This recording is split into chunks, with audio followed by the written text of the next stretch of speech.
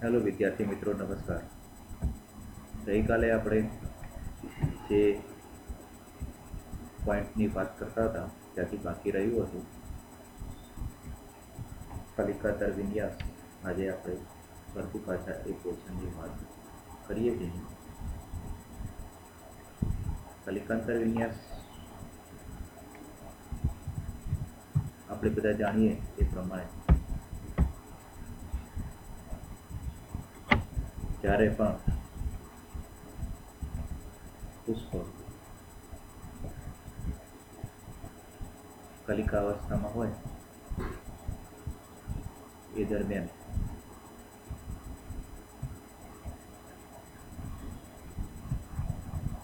તેમાં આવેલા પુષ્પના તમામ ભાગો આપ સૌ જાણો છો એ પ્રમાણે વજ્રચક્ર, દલચક્ર, પુંકેસર ચક્ર અને સ્ત્રીકેસર ચક્ર, આ બધા ચક્રોના તમામ ભાગો કલિકા અવસ્થામાં ગોઠવાય એ દરમિયાન જે અવસ્થા થતી હોય એને આપણે કલિકાંતર વિન્યાસ તરીકે ઓળખીએ.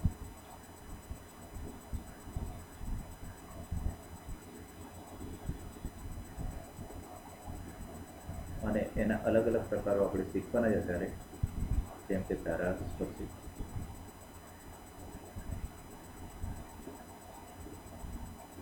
ત્યારબાદ વ્યાવૃત,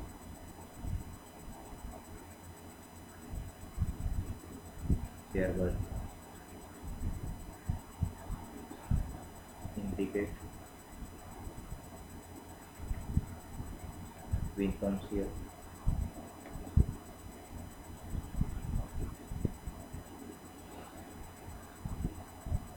અને પતંગિયા.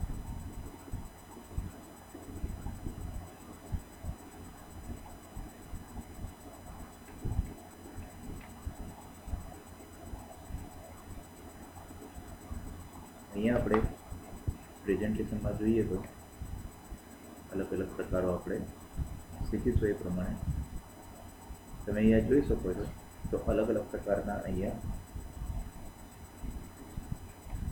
આપણને કલિકાંતર વિન્યાસ બતાવેલા છે. તેમાં અહીંયા જોઈએ આપણે સૌથી પહેલા તો આ જે રહ્યું એ ધારાસ્પર્શી પ્રકાર દર્શાવે. અહીંયા કલિકા અવસ્થામાં ગોઠવાયેલા એવા વજ્રપત્ર કે દલપત્ર તમે લઈ શકો, અને વજ્રપત્ર કે દલપત્ર એ 5ની સંખ્યામાં અહીંયા બતાવેલા. તો દરેકે દરેક વજ્રપત્ર અથવા તો દલપત્ર આવી રીતે એકબીજાને સ્પર્શ કરતા હોય અથવા તો સ્પર્શ ન પણ કરતા હોય, મુક્ત હોય અથવા તો જોડાયેલા પણ હોય. જો આવી રીતે જોડાયેલા હોય તો એને કહેવાય બહિર્વહી ધારાસ્પર્શી, બહારની તરફ જોડાતા હોય તો. જો અંદરની તરફ જોડાતા હોય તો એને કહેવાય અંતર્વહી ધારાસ્પર્શી પ્રકારનો કલિકાંતર વિન્યાસ તરીકે એને ઓળખીએ. તો આ પ્રમાણે અહીંયા પણ તમે આનો સ્ટડી કરી શકો. તો જ્યારે પણ કલિકા અવસ્થાની અંદર પુષ્પ ગોઠવાતા હશે ત્યારે આપણને આ પ્રકારની રચના થતી જોવા મળતી હોય. અને ફાયદો શું થતો હોય, કારણ કે કલિકા એ ખૂબ જ નાની અવસ્થા હોય, વિકાસ પામતી અવસ્થા હોય, તો એ વખતે જ્યારે બધા જ એના સહાયક અને આવશ્યક ચક્રો, સહાયક ચક્રોમાં કોને લઈએ આપણે તો વજ્રપત્રો અને દલપત્રો. જ્યારે વજ્રપત્ર અને દલપત્ર એવો ભાગ ન પડતો હોય તેને કહેતું પરિદલ પુંજ, જેની સંજ્ઞા હતી પી, જેને અંગ્રેજીમાં કહેતા હતા આપણે પેરી સાયકલ તરીકે ઓળખતા હતા. જ્યારે આવશ્યક ચક્રોની વાત કરીએ તો પુંકેસર ચક્ર અને સ્ત્રીકેસર ચક્ર. તો આવી રીતે અહીંયા વજ્રપત્રો, દલપત્રો અથવા તો પરિદલપત્રો એના ઉદ્ભવક્રમ અને ચોક્કસ ગોઠવણીને આપણે કલિકાંતર વિન્યાસ કહીએ. ફરતી પાછળની વ્યાખ્યા જોઈએ આપણે તો પુષ્પ જ્યારે કલિકા અવસ્થામાં હોય ત્યારે તેમાં આવેલા સહાયક પુષ્પીય ચક્રો અથવા તો પર્ણો કયા કયા છે એમાં તો વજ્રપત્ર, દલપત્ર અથવા તો પરિદલપત્રોના ઉદ્ભવક્રમ અને તેમની ચોક્કસ ગોઠવણીને આપણે કલિકાંતર વિન્યાસ કહેશું. અને આ જે ગોઠવણી જે રહી એ આવૃત્તિધારી વનસ્પતિઓના વર્ગીકરણ માટે પણ ખૂબ મહત્વની છે. આપ સૌ એ પણ જાણો છો કે આપણે બેથામ ઉપરના નેચરલ ક્લાસિફિકેશન સિસ્ટમ જેને જેનેરલ પ્લેનેટોરિયમમાં આપ્યું હતું એને આપણે ફોલો કરીએ છીએ. તો સૌથી પહેલાં અહીંયા વાત કરીએ આપણે એવી રીતે ધારાસ્પર્શી પ્રકારનો, જેને આપણે વેલ્વેટ પ્રકારનો અંગ્રેજીમાં પુષ્પવિન્યાસ તરીકે ઓળખીએ છીએ. તો ધારાસ્પર્શી પ્રકારના પુષ્પવિન્યાસની વાત કરીએ આપણે તો પુષ્પીય પર્ણો એક જ ચક્રમાં ગોઠવાય, જેથી તેમની કિનારીઓ એકબીજાને આચ્છાદિત થયા વિના સ્પર્શીને રહેતી હોય. તેનું ઉદાહરણ તમને આપેલું છે જાસૂદના વજ્રપત્રો, સીતાફળ અને બાવળની અંદર. જોઈએ અહીંયા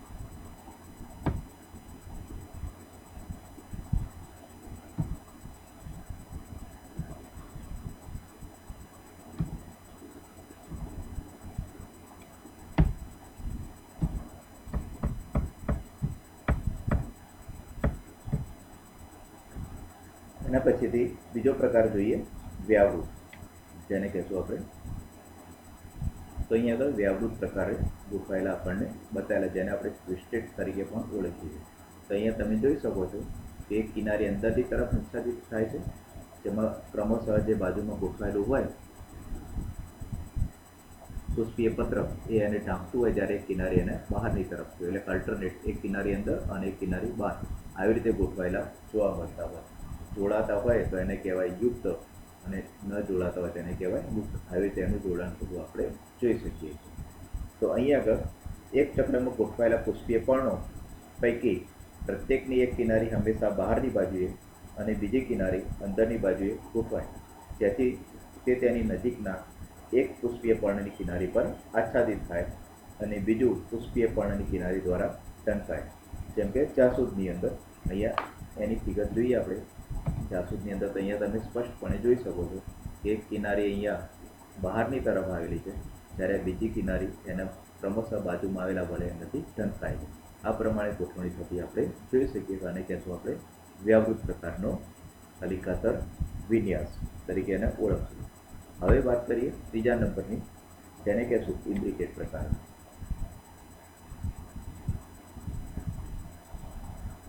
અને ઇમ્બ્રિકેટમાં શું થશે એમાં?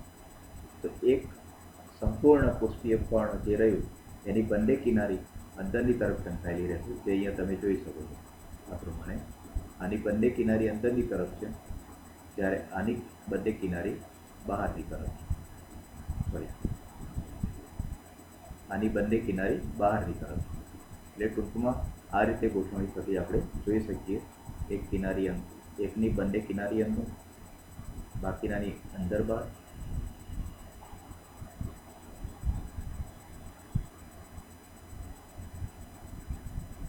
આ પ્રકારે રચના થાય. આ અંદર છે, આ રહી બહાર છે, અને બાકીના ત્રણ જે રહ્યા એ અહીં આગળ બતાવ્યા પ્રમાણે અંદર બહાર ગોઠવાયેલા આપણે જોઈ શકીએ છીએ. તો આ પ્રકારે ગોઠવણી થતી હોય તો એને આપણે કહેશું ઇમ્બ્રિકેટ પ્રકારનો કલિકાતર વિન્યાસ. તો પુષ્પીય પર્ણો એક ચક્રમાં ગોઠવાયેલા હોતા નથી. તેમની ગોઠવણી એક પુષ્પીય પર્ણ સંપૂર્ણ બહાર અને એક સંપૂર્ણ અંદર, અને બાકીના પુષ્પીય પર્ણોની એક કિનારી અંદરની બાજુએ અને બીજી કિનારી બહારની બાજુએ ગોઠવાયેલી જોવા મળતી હોય. જેમ કે અહીંયા દલતોરાના દલકુંજની વાત કરી છે. તો અહીંયા સ્લાઇડ હોય તો આપણે દલતોરાના દલકુંજની અંદર જોઈએ, તો ના હોય તો વેબ ઉપર એક્સપ્રેસ કરીએ આપણે તો પણ આપણને જોવા મળશે. અહીં આગળ વેબ ઉપર આપણે એક્સેસ કરીએ. અહીંયા આગળ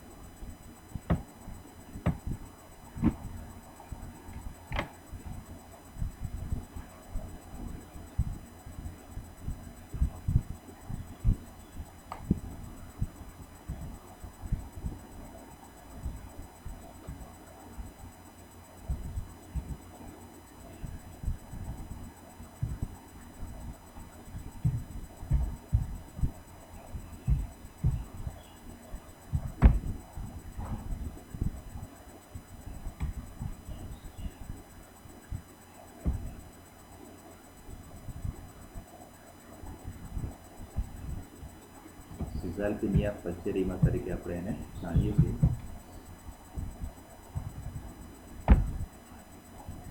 તો અહીંયા આગળ તમે એના પુષ્પો જોઈ શકો છો સ્પષ્ટતાથી.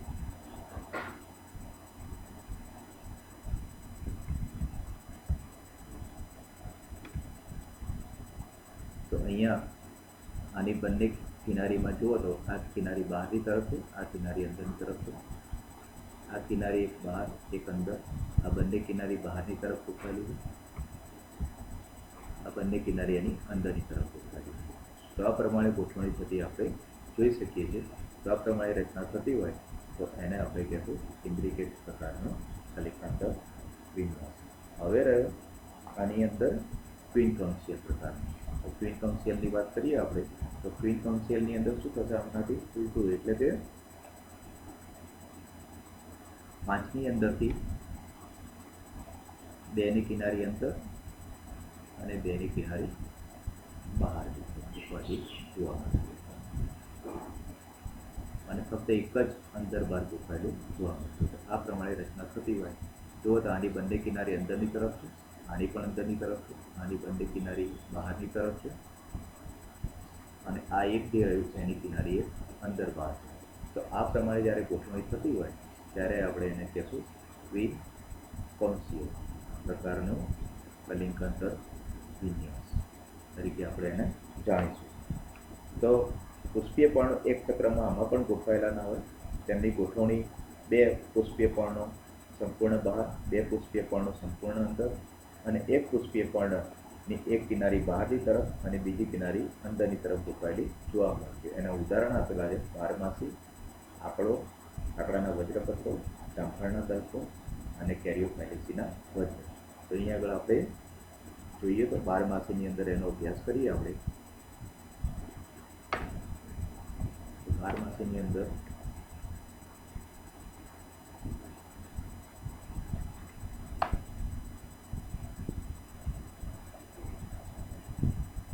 જેને કહેશું પિંકા ગુજિયા, ગુલાબી કલરની બારમાસી આપણને જોવા મળશે. તો અહીં આગળ તમે જોઈ શકો છો આ પ્રમાણે એમાં આ એક કિનારી, આ જુઓ તેની ખંડિત, અહીંયા આવી રીતે ગોઠવણી થતી આપણે જોઈ શકીએ છીએ. તો અહીંયા કેટલાક અહીંયા ફરતી પાછાના ફિગર પણ જોઈએ આપણે. ફરતી પાછા પછી આગળ વધીએ તો અહીંયા આગળ વેલ્વેટ એસ્ટિવેશન ફિગર જોઈએ એમાં. તો અહીંયા તમે આ સરસ મજાની અહીંયા ફિગર જોઈ શકો છો આપણે.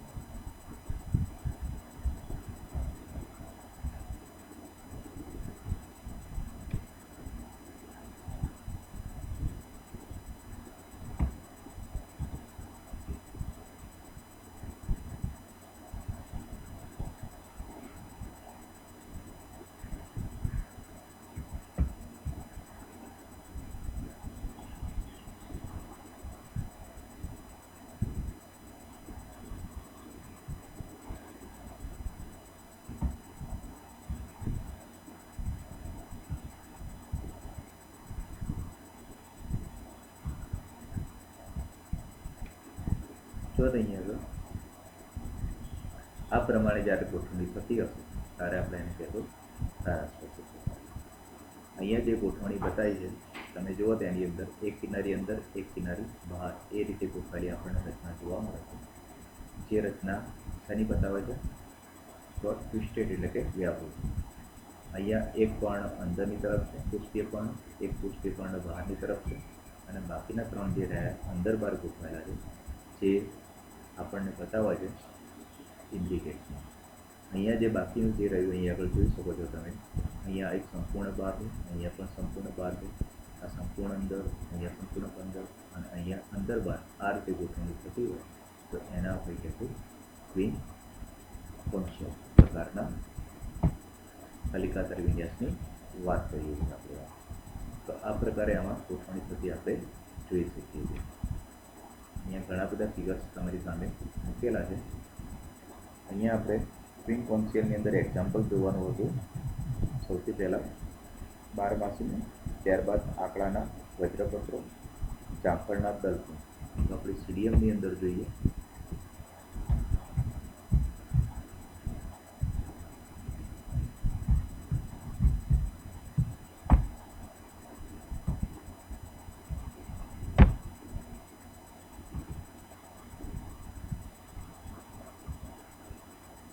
અહીં આગળ એના દલપત્રો તમે જોઈ શકો છો જામફળની અંદર. તો આ રીતે રચના થતી જોવા મળતી હોય અને આ એના ચીર લગ્ન એવા વજ્રપત્રો જોડાયેલા. તો આ રીતે અહીંયા રચના થશે. હવે આની અંદર છેલ્લું બાકી રહે છે એક મુદ્દો, જેને કહેશું આપણે પતંગી આકાર પ્રકારનો કલિકાંતર વિન્યાસ. તો જ્યારે આપણે પતંગી આકારની વાત કરતા હોઈએ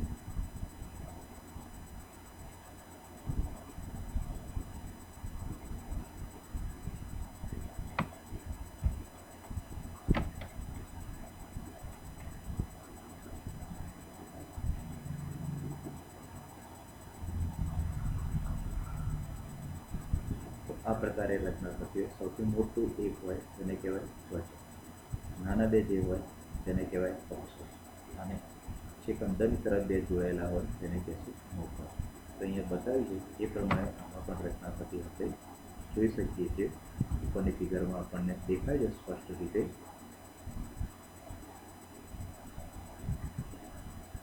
અહીંયા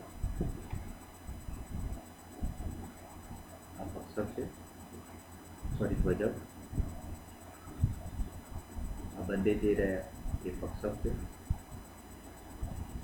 અને આ જે બંને જે રહ્યા નૌકા. ટોટલ 5 આની અંદર પુષ્પીય પત્રો ગોઠવાયેલા જોવા મળતા હોય, જે ફેબેસી એટલે કે પેપિલિયોનેસી કુળની આ દલપત્રોની વિશિષ્ટતા છે. આની અંદર આ રચના થતી જોવા મળતી હોય. આ પ્રકારના પુષ્પીય પર્ણો એક ચક્રમાં ગોઠવાયેલા હોતા નથી. ટૂંકમાં એવું કહી શકીએ આપણે કે ધારાસ્પર્શી અને વ્યાવૃતની અંદર જ એક જ ચક્રમાં ગોઠવાયેલા હોય, જ્યારે ઇન્દ્રિકેટ, ક્વિન્કમ્સિયલ અને પતંગિયાકારની અંદર પુષ્પીય પત્રો એક ચક્રમાં ગોઠવાયેલા હોતા નથી, પણ એક કરતાં વધુ એટલે કે 2 ચક્રોમાં ગોઠવાયેલા જોવા મળતા હોય.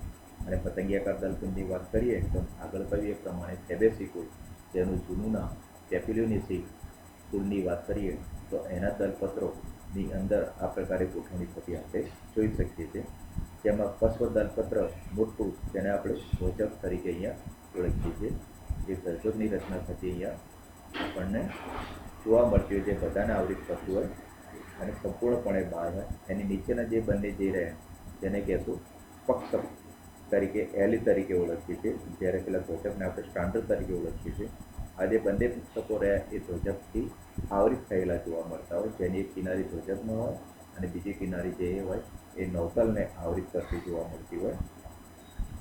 અને કેનિન એટલે કે નૌતલ બે નાના હોય જે અંદરની તરફ ગોઠવાયેલા હોય, એની અંદર બંને રચનાઓ આપણને ઝંકાતી જોવા મળતી, જેમ કે અહીંયા જોઈ શકીએ છીએ.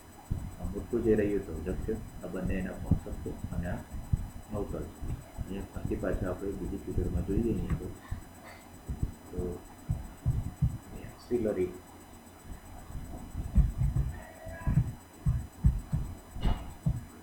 એક્ટિવેશન.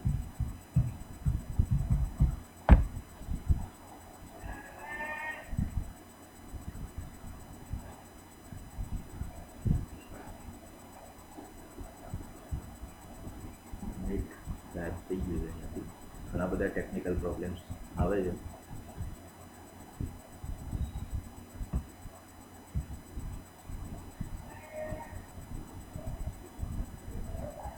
જ્યારે સ્લાઇડ કનેક્ટ થઈ જાય તો તમે ફરીથી બતાવવાનો ટ્રાય કરું છું.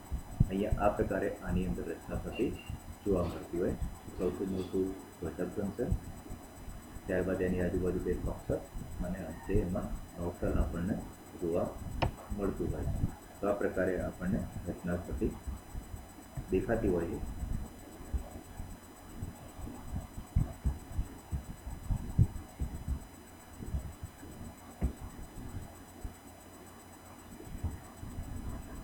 એક છે નહીં.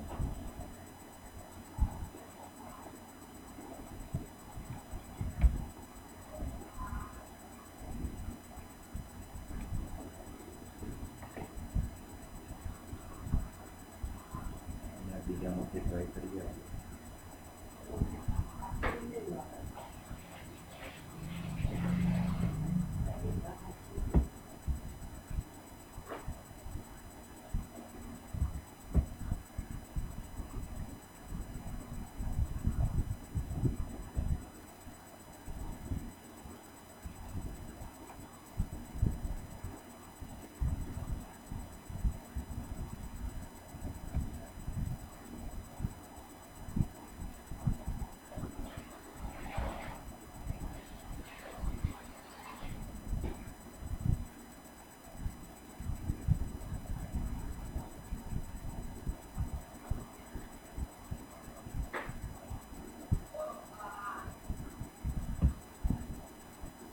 ક્લાસમાં પણ આવો પ્રોબ્લેમ થતો હોય છે.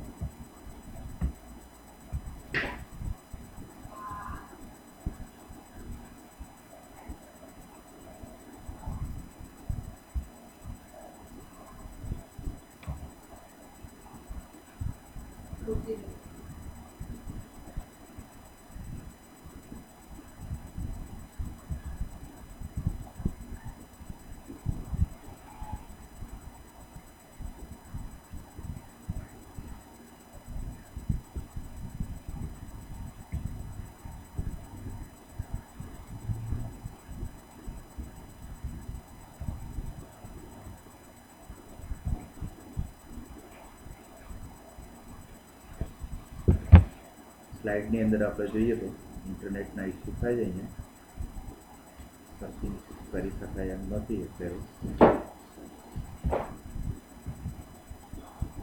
ટ્રાય કરીએ જ આપણે કામ કરીએ નથી આની અંદર.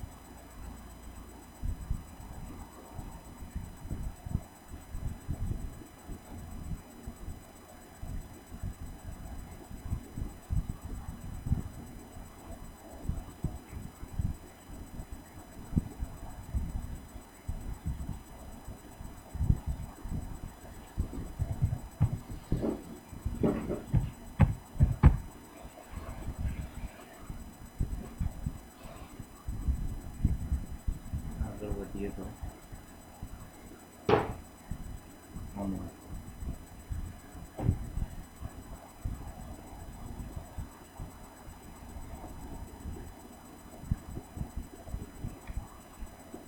નેક્સ્ટ મુદ્દામાં જઈએ આપણે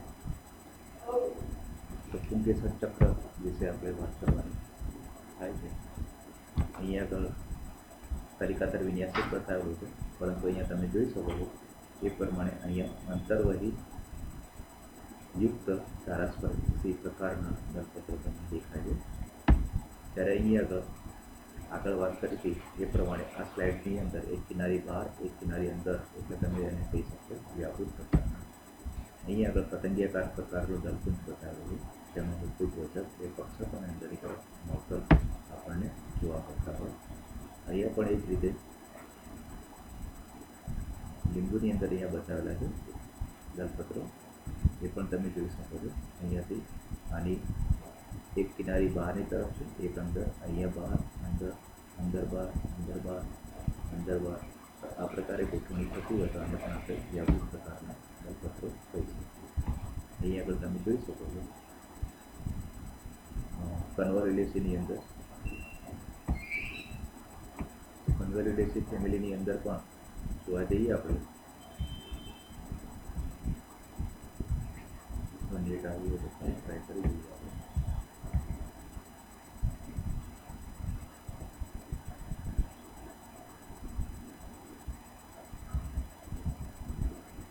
તેમાં પણ અહીંયા અંતર્વહી ધારાસ્પર્શી પ્રકારના દલપત્રો અહીંયા દર્શાવેલા. અહીંયા આગળ તમે જોઈ શકો છો તે પ્રમાણે પતંગિયાકાર દલપુંજ અહીંયા દર્શાવેલો છે.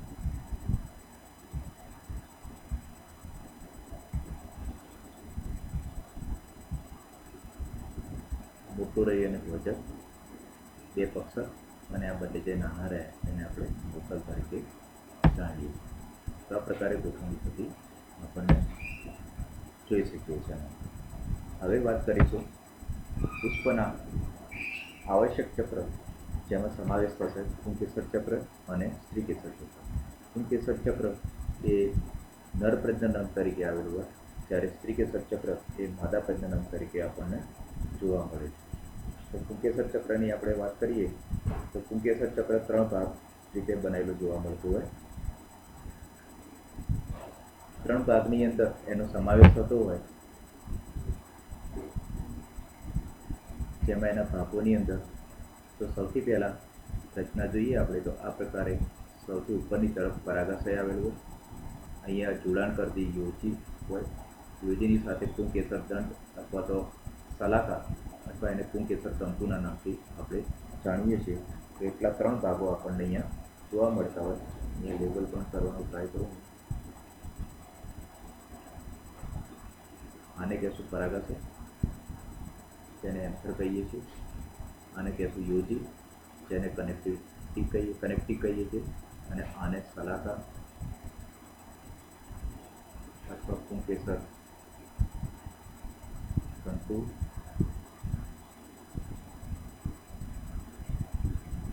અથવા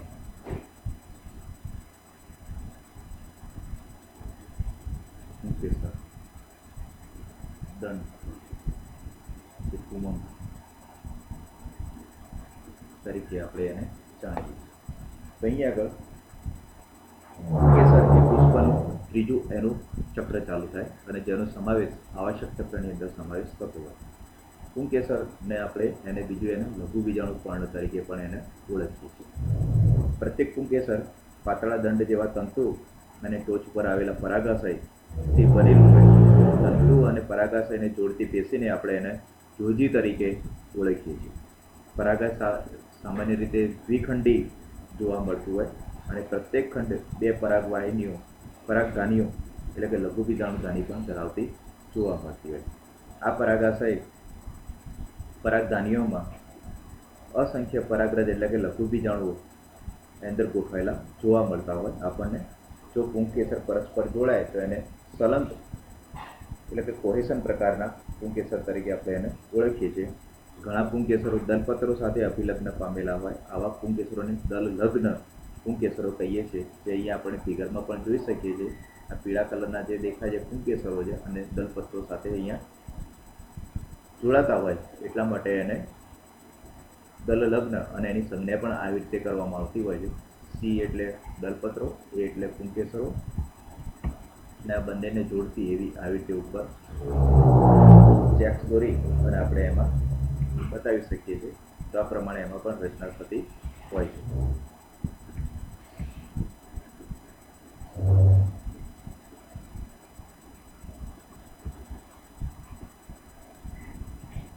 તો ઘણા પુંકેસરો દલ લગ્ન સાથે આવી રીતે જોડાતા હોય તો એને આપણે કહેશું દલ લગ્ન પ્રકારના પુંકેસરો તરીકે જાણીશું. અને આવા ઉદાહરણ ધતુરાની અંદર, તુલસીમાં, ક્રાયનમની અંદર આપણને જોવા મળતા હોય. તો અહીંયા કોઈ બીજું ફિગર હોય તો પણ હતું નથી.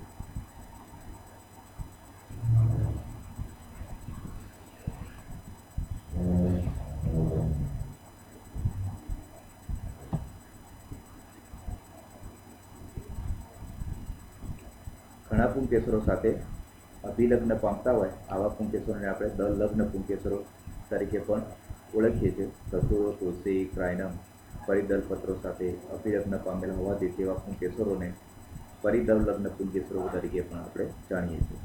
સંલગ્ન દરમિયાન પુંકેસરો કાં તો માત્ર તંતુઓ જોડાતા હોય અથવા તો પરાગાશયો પરસ્પર જોડાતા હોય. જો પહેલા પ્રકારના સલાંગને પુંકેસર સલાંગતા પુંકેસર પૂછતા અને બીજા પ્રકારને પરાગિતા કહેવામાં આવે છે.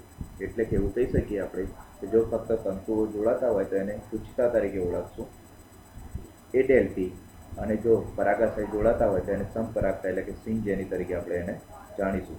તો આ પ્રકારે અહીંયા રચના થતી આપણને જોવા મળતી હોય. હવે વાત કરીએ એક ગુંછી પુંકેસર ચક્ર, જે આપણને જાસૂદની અંદર સામેની સાઈડમાં આપણે જોઈ શકીએ છીએ. તો એક ગુંછી પુંકેસરની અંદર જો બધા જ પુંકેસરોના તંતુઓ પરસ્પર સલાંગ પામી એટલે કે જોડાણ પામી પુંકેસરોનું એક ગુચ્છ બનાવતા હોય અને પરાગાશયો મુક્ત રહેતા હોય તો આવી સ્થિતિને એક ગુચ્છી પુંકેસર ચક્ર તરીકે ઓળખીએ છીએ. એટલે કે આમાં આવી રીતે રચના થતી હોય. ઘણા બધા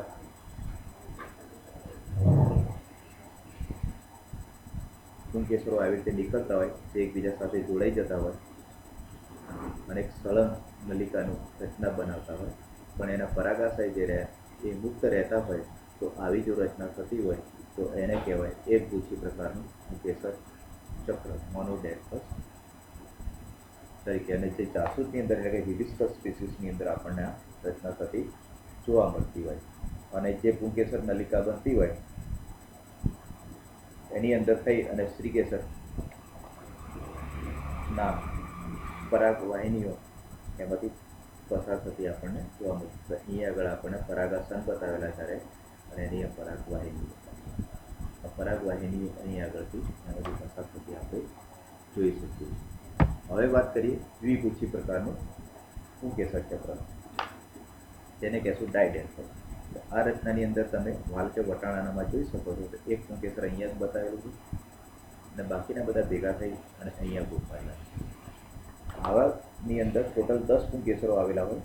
તે 10 પુંકેસરોની અંદર 2 ગુચ્છ બનતા હોય, એક 9 પુંકેસરોનું ગુચ્છ અને એક પુંકેસરનું ગુચ્છ. એટલે કે 10મા નંબરનું જે પુંકેસર રહ્યું એ બીજા ગુચ્છ તરીકે આપણે એને ઓળખીએ છીએ. એટલે કે ટોટલ 2 ગુચ્છ બનતા હોય. જેમ કે અહીંયા વાત કરીએ આપણે તો A9 + 1 આવી રીતે 2 ગુચ્છ બનતા જોવા મળતા. એક 9નું ગુચ્છ અને એક 1નું ગુચ્છ. આવી રીતે 2 પુંકેસરોના ગુચ્છ બનતા હોવાથી આને આપણે કહેશું દ્વિગુચ્છી પ્રકારનું પુંકેસર ચક્ર. એના પછી વાત કરીએ આપણે બહુગુચ્છી પુંકેસર ચક્ર. અહીંયા બતાવ્યું છે એ પ્રમાણે અહીંયા પણ તમે જોઈ શકો છો છૂટા પાડીને. તો આ એક પુંકેસર છે અને બાકીના બધા ભેગા થયેલા પુંકેસર ચક્ર આપણને જોવા મળે. અહીં આગળ બહુગુચ્છી પ્રકારનું શિમલાની અંદર આપણને બતાવેલું છે. તો શિમલાની અંદર આપણે જોઈએ તો કેટલાક પુષ્પોમાં પુંકેસરના તંતુઓ પરસ્પર સલાંગ પામી 2 થી વધારે જૂથો બનાવતા હોય. આવી સ્થિતિને બહુગુચ્છી તરીકે ઓળખીએ, જે લીંબુમાં પણ જોવા મળતું હોય. એસ્ટ્રેસી કુળની સૂર્યમુખી વનસ્પતિમાં પણ પુંકેસર તંતુઓ એકબીજાથી મુક્ત હોય અને પરાગાશય એકબીજા સાથે સળંગતા પામતા આપણને જોવા મળતા હોય. આ રીતે રચના થતી આપણને જોવા મળતી હોય. સમપરાગ પરાગાશય સ્થિતિ બરાબર હોય. ક્યુકરબિટેસી કુળની અંદર જેમ કે કોળું ગિલોડીમાં પણ 5 પુંકેસરો પૈકી 4 પુંકેસરો યુગ્મમાં સલાંગ પામે, ત્યાંથી 2+2+1 રીતે ગોઠવાતા એમ 3 ગુચ્છ બનતા હોય. પુંકેસરોની બનેલી પ્રત્યેક સંયુક્ત રચના તંતુઓ તેમજ લહરદાર પરાગાશયો સલાંગ વડે બનતા હોય. આ સ્થિતિને આપણે કહેશું યુક્ત પુંકેસરીય પુંકેસર ચક્ર તરીકે એને ઓળખીએ છીએ. હવે વાત કરવાની થશે આપણે પુંકેસરોના અલગ અલગ રીતે જોડાણની અને એના પરાગ અને સ્ત્રીકેસરોના જોડાણની અને પરાગનયનની ક્રિયાની વાત કરવાની થશે. થોડી વાર રહીને નેટ ચાલુ થાય એટલે હું બીજું લેક્ચર રેકોર્ડ કરું છું. ત્યાં સુધી તમે આના અંદર કોઈ પ્રશ્નો ઉદ્ભવતા હોય તો તૈયાર કરી રાખો, જેથી આપણે એની આગળ ચર્ચા કરીશું.